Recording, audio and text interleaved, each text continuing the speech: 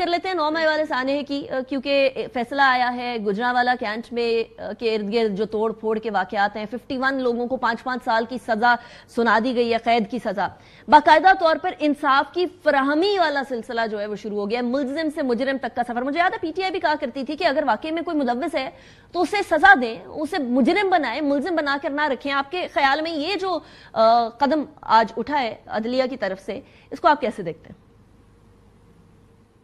بسم اللہ الرحمن الرحیم. جی، سب سے پہلے تو میں سمجھتا ہوں کہ سیاسی کارکنوں کو 5-5 سال کی سزا، وہ بھی دہشت گردی کے مقدمے میں، یہ اس کی کوئی اس کی نظیر نہیں ملتی.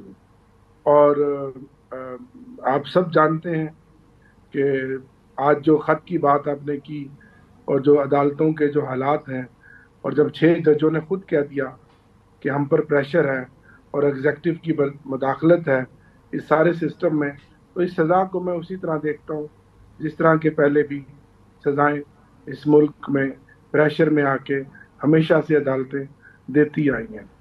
اب ظاہر ہے، چلے ایک بات تو اچھی ہوئی کہ خصوصی عدالت نے جو بھی سزا دی، ظاہر ہے ہم اس کو چیلنج کریں گے. اس کا ایک اپر فورم ہے، ہائی کورٹ میں جائیں گے اور وہاں اپنی بے گناہی کو ثابت کریں گے.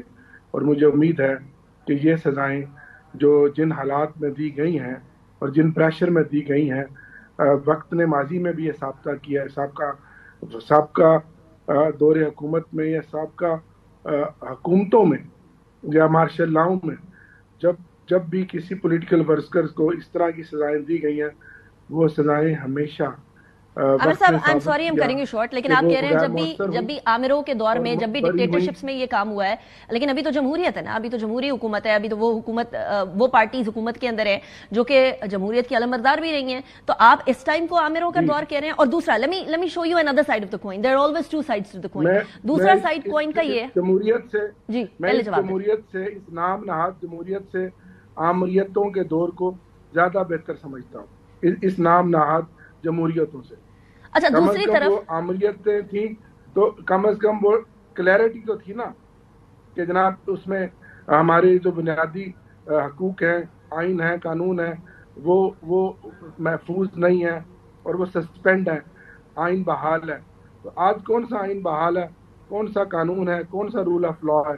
اس نام نہاد جمہوریت سے میں وہ بڑی بدقسمتی سے، میں بڑی دکھ سے کہہ رہا ہوں، میں یہ بات کر رہا ہوں تو میرا دل جو ہے وہ خون کے آنسو رو رہا ہے. میں ایک پولیٹیکل ورکر ہوں، ایک پروسیس سے کاؤنسلر کا الیکشن سے سٹارٹ کر کے ممبر قومی اسمبلی تیسری دفعہ بنا ہوں، لیکن میں دکھ سے کہہ رہا ہوں کہ یہ اگر جمہوریت ہے تو اس جمہوریت سے وہ آمریتیں اچھی ہیں جس کا تسلسل ہے یہ آج عرصہ دراز سے 50 سالوں سے 70 سالوں سے. لیکن وہ کیا کہتے ہیں کہ نجات دیدہ و دل کی گھڑی نہیں آئی، چلے چلو کہ ابھی وہ منزل نہیں آئی.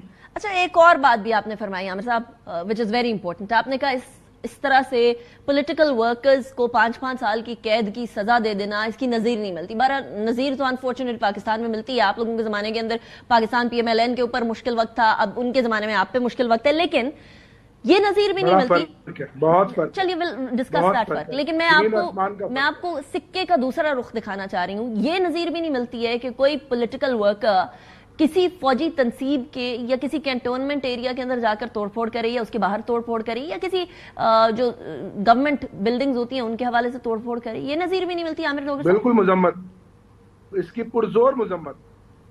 پبلک پراپرٹی ہماری ہے، فوج ہماری ہے، فوجی تنصیبات ہمارے ہیں، ادارے ہمارے ہیں، ان کا احترام لازم.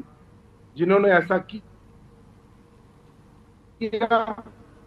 بالکل کوئی دوسری رائے نہیں، اس کی پرزور مذمت اور اس کی جو سزا قانون میں دی جاتی ہے وہ ضرور دینی چاہیے.